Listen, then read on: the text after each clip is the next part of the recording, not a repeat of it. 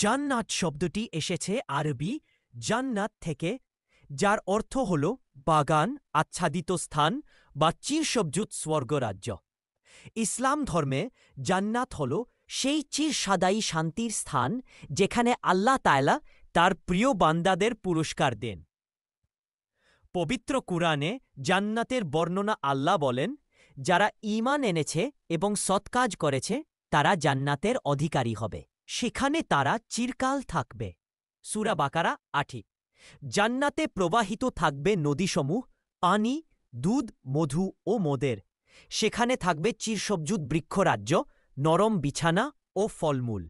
আপ্পি জান্নাতের সুন্দর ও উপহার। জান্নাতে যা থাকবে, ফলে পরিপূর্ণ গাছপালা যা হাত বাড়ালে পাওয়া যাবে, চিরতরুণ বয়সে থাকবে, সুবিশাল প্রাসাদ ও মুক্তা হীরার তৈরি ঘর, সুন্দরী হুররা, পরিশাল প্রাসাদ, স্বর্ণ ও রূপার পাত্র এবং মসলার সুবাসিত খাদ্য, শান্তি ও পরস্পর ভালোবাসাপূর্ণ সমাজ।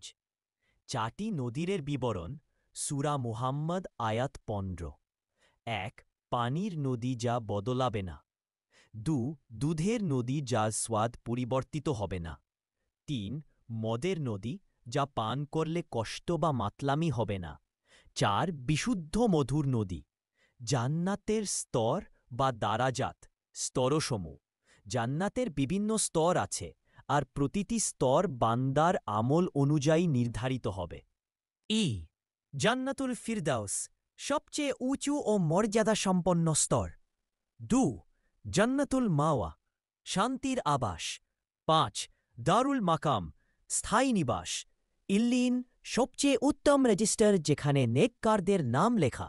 আল্লাহ ও রাসূলে ঈমান এনেছে, নামাজ কায়েম করেছে, যাকাত দিয়েছে, ধৈর্যশীল ছিল, গিত্তা, হিংসা, জুলুম থেকে বিরত ছিল, ক্ষমাশীল ও উদার ছিল, হালাল রুজি উপার্জন করেছে, রোজা রেখেছে, হজ করেছে। নারীদের জন্য জান্নাত, যারা স্বামীকে খুশি রেখেছে, পর্দা রক্ষা করেছে, নামাজ রোজা ঠিক রেখেছে, সন্তানদের ইসলামের পথে গড়েছে, তারা জান্নাতের রানী হবে, আল্লাহর বিশেষ পুরস্কারে সম্মানিত হবে। ৭. জান্নাতের সর্বোচ্চ পুরস্কার, জান্নাতের সবচেয়ে বড় নেয়ামত আল্লাহর দর্শন। রাসূল সাল্লাল্লাহু আলাইহি ওয়াসাল্লাম, তোমরা জান্নাতে আল্লাহকে স্পষ্টভাবে দেখতে পারবে, যেমনভাবে পূর্ণিমার চাঁদকে দেখা যায়। বুখারী, মুসলিম। উপসংহার: জান্নাত হল এক পরিপূর্ণ সুখ ও শান্তির স্থান, যেখানে থাকবে না কোনো কষ্ট, মৃত্যু, দুঃখ বা অভাব। এটি অর্জনের জন্য চাই ঈমান, সৎকাজ, ধৈর্য, আল্লাহর ভয়, নিয়মিত ইবাদত।